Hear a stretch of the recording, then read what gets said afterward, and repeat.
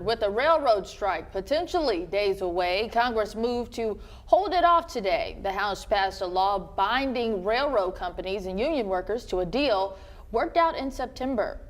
President Joe Biden helped hammer out that deal, only to see 4 of the 12 labor unions voted down. Now, this action now heads to the Senate. It puts a compromise back on the table for union leaders to go back to their members. It's all ahead of a December 9th deadline where the unions have threatened to strike.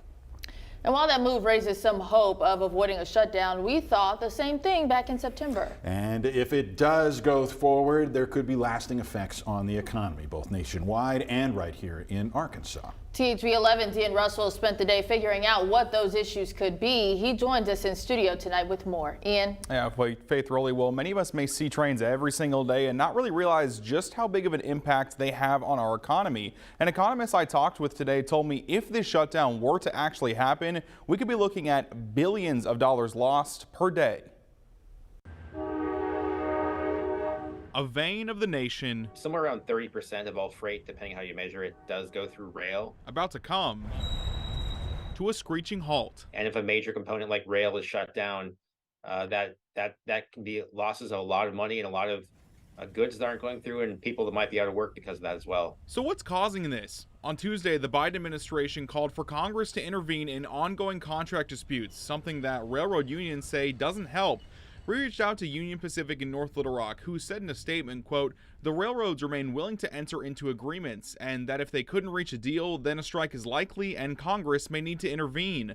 That statement goes on to say, if there is no resolution this week, we will begin the necessary steps to prepare for a safe and orderly shutdown.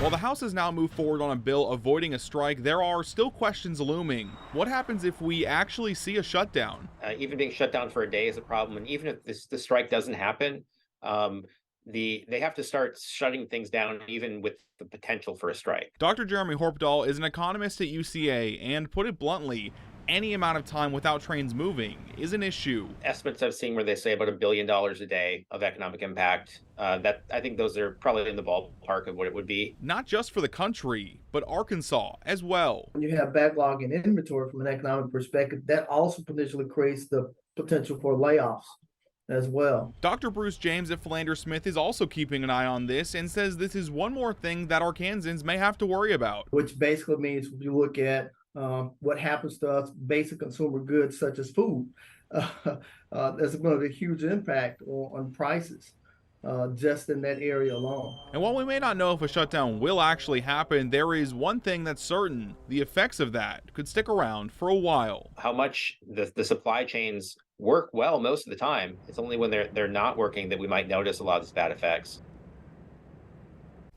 Now the Senate will decide whether to pass the House's bill to President Biden's desk. That's something the president has pushed to happen quickly.